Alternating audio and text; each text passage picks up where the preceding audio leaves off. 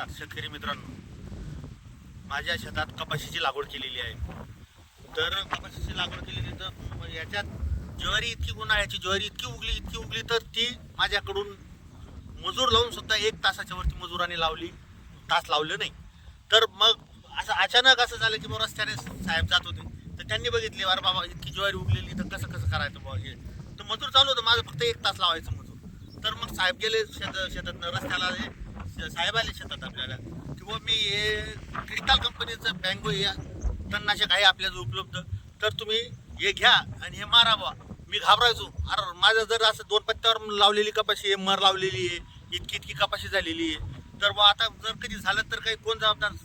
साहेब म्हणाले की याला मी जबाबदार वाटल्यास तुम्हाला, तुम्ही मारून बघा, तुमचं 1 रुपया तुम्हाला काही टेन्शन येणार नाही. तर तसंच झालं. तर ही ज्वारी सर्व झोपली गेलेली, म्हणजे सर्व कडबा झालेला आहे, सर्व सुकलेली आहे, सुकलेल्या अवस्थेत आहे. हे बघा, सर्व सुकलेल्या अवस्थेत आहे, काहीच नाही राहिलेलं, सर्व व्यवस्थित झालेलं आहे. तर मित्रांनो, आपल्याला या आजच्या जमान्यात जर टिकायचं असेल शेतीमध्ये तर याच्याशिवाय पर्याय काहीच नाही आपल्याजवळ. माझ्या शेतात फक्त 1 तास लावायचे, 1 तासात माझं 250 रुपये जायचं. तर माझं शेतात कमीत कमी हे 2 एकराचं रान जर पकडलं आपण तर याला 15,000 रुपये मजुरी कुठे केली नाही.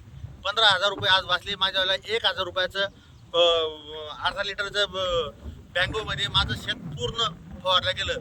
पण ते पंप 30 ते 35 ml माणसाला सांगितलं, 30 ते 35 ml वापर बाबा. माणसाने एकदम व्यवस्थित फवारणी केली, त्याच्या मागे उभं राहिलो, सर्व व्यवस्थित झालं. आता 1 मजूर लावायचं काम नाही, रोपणी झाली की सर्व मोकळं झालं, काहीच ठेवलेलं नाही. हे बघा, तुम्ही वाटल्यास व्हिडिओ बघा, हा बघा माझ्याकडे काहीच राहिलेलं नाही. एक कोळपी झाली तरी कार्यक्रम होऊन जाईल, सर्व काहीच नाही राहिलेलं. तर मित्रांनो, असं जसं मी केलं तसंच एक क्रिस्टल कंपनीचं बँगो तुम्ही पण वापरा आणि पैसे वाचवा. माझा मोबाईल नंबर 82 75 32 03 85 हा आहे.